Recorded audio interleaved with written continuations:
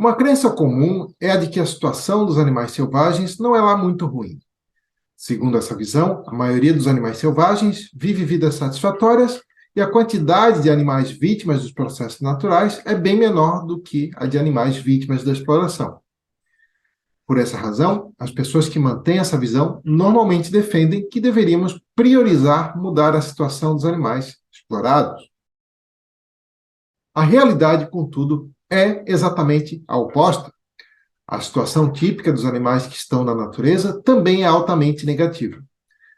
Muitos dos danos dos quais eles padecem são resultados diretos ou indiretos de práticas humanas, mas, ao contrário do que comumente se pensa, independentemente das ações humanas, os processos naturais já os prejudicam em alto grau. São rotineiramente vítimas de desnutrição, fome e sede, doenças, lesões físicas, estresse psicológico, eventos meteorológicos hostis, desastres naturais e conflitos interespecíficos, intraespecíficos e sexuais. Essas condições são a norma na natureza, não a exceção, e acontecem desse modo desde muito antes do aparecimento da espécie humana, e não porque os humanos causaram algum desequilíbrio ou algo assim. Para se ter uma ideia da quantidade em que isso ocorre, vale lembrar que a estratégia reprodutiva predominante consiste em maximizar a quantidade de filhotes, o que sempre resulta em taxas de sobrevivência baixíssimas. A maioria das espécies de animais possui ninhadas gigantescas, com milhares ou mesmo milhões de filhotes, dependendo da espécie. Algo comum em anfíbios, répteis, peixes e nos invertebrados em geral.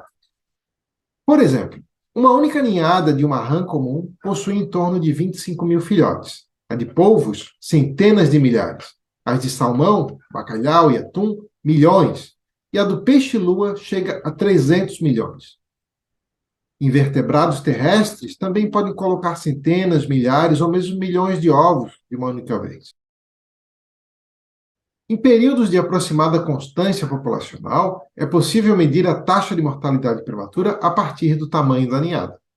Se a população permaneceu aproximadamente constante durante algumas gerações, então, em média, sobreviveu apenas um descendente por adulto, isto é, 2 por ninhada, e menos do que isso se existem adultos que se reproduzem mais de uma vez na vida. Todo o restante nasce geralmente apenas para experimentar sofrimento intenso e morrer de modo bastante prematuro, muitas vezes sem nunca ter tido experiência positiva alguma. Essa estratégia reprodutiva está presente em espécies de animais de pequeno porte, que são a vasta maioria das espécies de animais. Uma das principais razões pelas quais muitas pessoas possuem uma visão positiva e realista da vida na natureza é que tendem a pensar em animais não representativos da vida padrão na natureza. Pensam em animais de grande porte, que não seguem essa estratégia reprodutiva, tendo poucos filhotes por gestação, e pensam em adultos, isto é, pensam naquela pequena minoria que escapa da morte anterior à idade adulta. Isso se deve, em parte, ao fato de esses animais, que não são representativos, serem os que geralmente aparecem em documentários e em publicações sobre o tema. Em resumo, em decorrência dos processos naturais, para cada animal que consegue sobreviver, milhares ou mesmo milhões morrem muito jovens. Muitos animais nascem apenas para experimentar quase que somente, ou mesmo somente, sofrimento extremo.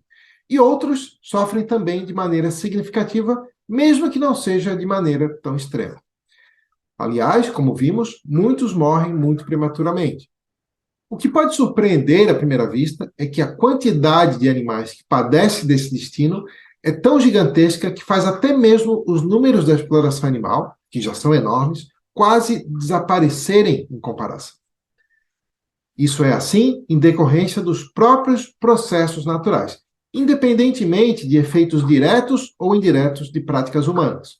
Já era assim muito antes do aparecimento da espécie humana, mesmo que hoje todos os efeitos naturais já estejam influenciados pela ação humana.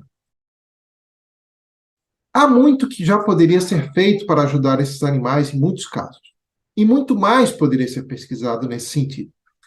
Entretanto, por se tratar do sofrimento e das mortes de animais não humanos, isso não é geralmente visto como um problema relevante, ou é visto como um problema relevante apenas se afetar indiretamente os interesses humanos ou as metas ambientalistas, como a preservação da biodiversidade ou do equilíbrio ecológico. Entretanto, se o especismo é injustificável, então o bem dos animais não humanos é importante em si. E, além disso, esse problema é tão importante quanto seria se fossem vítimas humanas padecendo de danos de mesma magnitude.